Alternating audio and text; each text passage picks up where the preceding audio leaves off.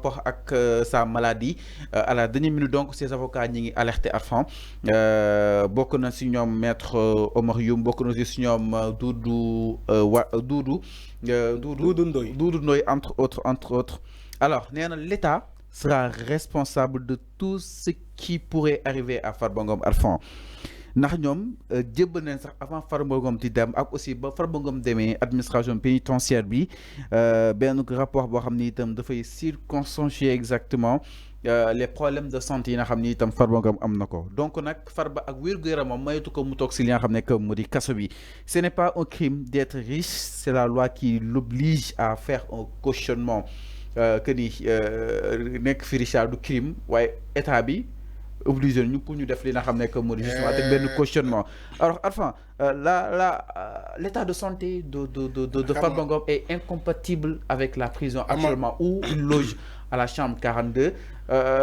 demoon na si infirmerie ba doon leen xaar peut-être ñu yóbbuwoon ko si li nga xam ne que moo di pavillon spécial waaye ba tey ses avocats ñi ngi alerté waat Arfan naka na ko daal di jàngatee concrètement. Ama Fallou c'est vrai que la santé d'une personne man je suis pas médecin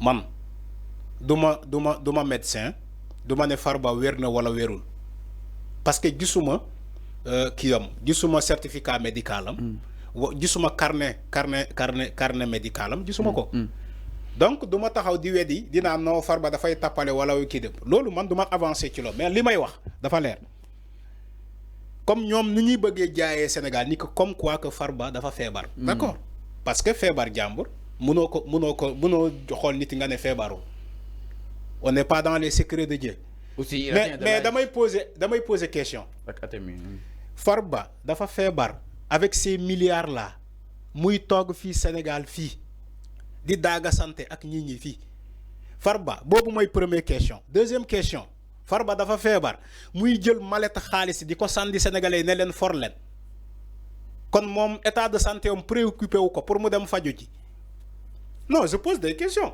ñoom ñi bëgg a présenter Farba au Sénégalais comme quelqu'un qui est malade ce malade Farba entre-temps moom mu bàyyi sa santé di jël xaalis di ko sandi di naan sénégalais for leen loolu xalaat na ko ñi feebar xam nga fan la ñu nekk dañoo dem faju ji comme ñoom milliardaires yi bitim réew la ñuy faju ji foofu la ñuy dem faju ji mais yow nga de da nga feebar ngay togg fii di daaga santé ak nit ñi ngay togg assemblée nationale di naan xale yi fokk ñu yar leen ci le régime de Macky Sall.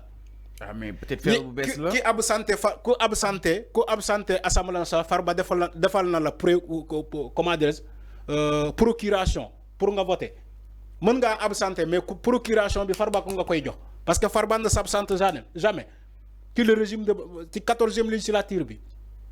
Aujourd'hui, ces avocats nous le présentent comme quelqu'un qui est malade. Parce que dañ ko jàpp. Parce qu'il doit rendre compte.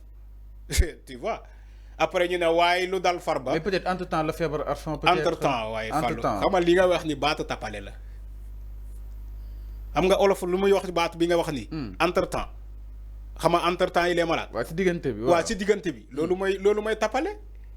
Si diggante bi la feebar. Alors mais enfin quelle est la valeur justement li nga xam ni itam les avocats de Farba Ngom déposé nañ ko devant si li nga xam ne que moo di administration pénitentiaire bi pour ñu retirer Farba Ngom si li nga xam ne que moo di prison. oui nañu présenter certificat médical. jox nañ ko. waaw ba tey ñiy xaar. léegi état justice tamit day andi contre expertise. ah bon oui day andi son médecin la justice day engager un médecin. mi ñëw def contre expertise ci Farba pour xam ne que ñoom lu ñu présenté ci certificat médical bi loolu moo am. ou pas dégg naa sax ñu ne médecin bi peut-être mën nañ ko ci déglu. dama ne si anam la defaree. loolu laay wax ni tu crois que yow ñoom dañuy dem andi certificat médical présenté ko les juges là ñu ne ko waaye léegi dañuy libérer Farba déedéet demeewul noonu de justice day engager un médecin spécialisé mu ñëw def contre expertise mu dem ci Farba càmbar. boo xam ni que ñoom certificat médical bu ñu présenté loolu moo nekk ci Farba. mais avant ñi koy tëkkaleeg ak le syndrome d'Ousmane Sonko bokkuñu. non bokkuñu. parce que Sonko dafa doon grève de sang. bokkuñu dem ba fii loofal ko. dama ne bokkuñu. ay Ousmane Sonko li mu génn wax Arfan nii. léegi xam nga des fois da doon loolu. dama ne bokkuñu Farba su ko neexee tamit mu def grève de la faim soo wane ay stratégie si loolu oui Farba su ko neexee mu def grève de la faim am na droit bi. donc stratégie bi doxul ndax jaaroon na fi. non stratégie bi doxul oui Farba est malade lépp lu dal Farba le régime va endosser la pleine responsabilité loolu doxul. Ibrahima Sori mën nañu jàll ci leneen. ils vont tous tomber malades. non loolu doxul nañu examiner beneen léegi su ko neexee mën naa def grève de la faim moom Farba rien ne l'empêche. mais enfin loin du confort parce que Tahirou mi ngi chambre 34 Farba mi ngi 42 exactement. mu nekk chambre yoo xam ni itam ce n'est pas évident pour ñoom peut-être ak seen tolluwaay. concrètement Lat Diop fa la nekk de. waaw Lat Diop fa la nekk concrètement. waaw xam naa Lat Diop génnoon na fi di dénoncer lekk yi. waaw si chambre bi nga xam ne dafa la nekk. est-ce que fa Farba. xam nga Fallou. est-ce que quelqu'un qui est présumé être un voleur de deniers publics doit être dans une prison de confort? C'est une question que je pose. mais ak seen tolluwaay parce que seen avocat seen tolluwaay lan c'est des demi-dieux. Je demande est-ce que c'est des demi-dieux? Est-ce que ay wàlliwu lañu? Est-ce que ay nit diine lañu?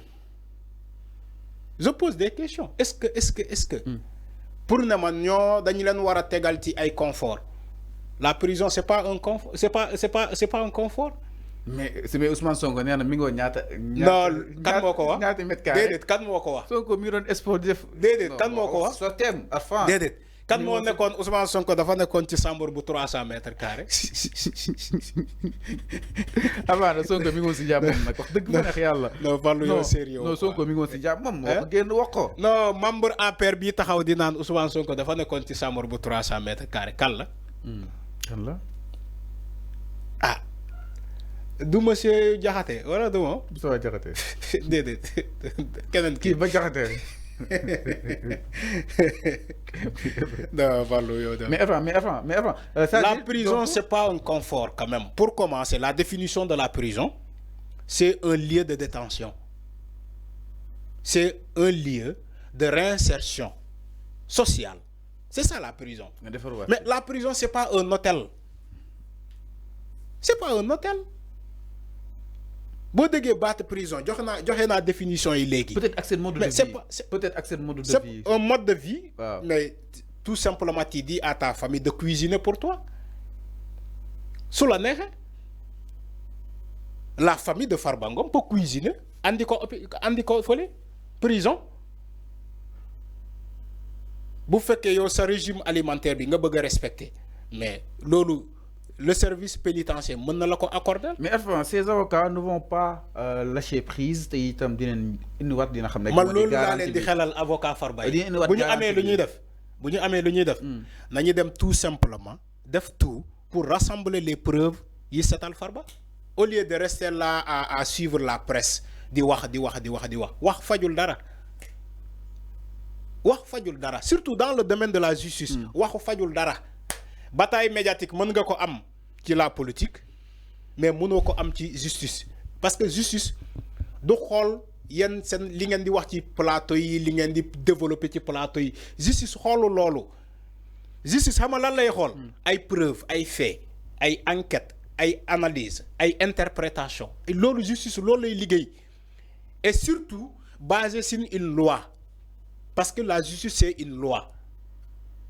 Les décisions de justice sont rendues sous forme de loi. Ils sont rendus pour le peuple, au nom du peuple. Mais ce n'est pas au nom de la presse. Les décisions de justice ne sont pas rendues au nom de la presse. Ils ne sont pas rendues au nom des politiques. Donc, ils ont top presse. Non, dañoo top presse bi. Dañoo top presse bi ba faté ni que ñom dañoo am un client à défendre. Lolu mo dal Lat Diop, lolu mo dal Barthélémy Diaz, lolu mo dal Farba Ngom, lolu mo dal Tahirou Sarr ak keneen souvent seen avocats yi dañuy topp presse bi ba mu ëpp ba ñu fàttee ñoom seen liggéey ni que ils ont un client à défendre. Quand il y a un client à défendre tu communiques peu sur presse bi mais ngay liggéey dans l'ombre. On travaille dans l'ombre. On met en place des stratégies de combat. Des stratégies comme waa ji ni mu ko waxee stratégie kenn du ko wax ci rajo stratégie kenn du ko wax ci télé. Sa ennemi bi dina xam sa stratégie. ak fi nga jëm. ak fi nga jëm mais ñoom avocats yi dañuy jël seen stratégie teg ko ci micro yi ak caméra yi. Alors c'est clair. Voilà. Donc Farba Farba na nekk en tout cas ces avocats ñoom maître Oumar Youm et compagnie jàpp neen lépp lu ko mën a dal ñooma parce que aussi quoi qu'on puisse dire alerté nañ les devants ñi si daal di sàkku si nga xam ne moo di autorité pour ñu daal si war a mën a bàyyi xel bu baax a baax alors njar ñu itam si beneen ponk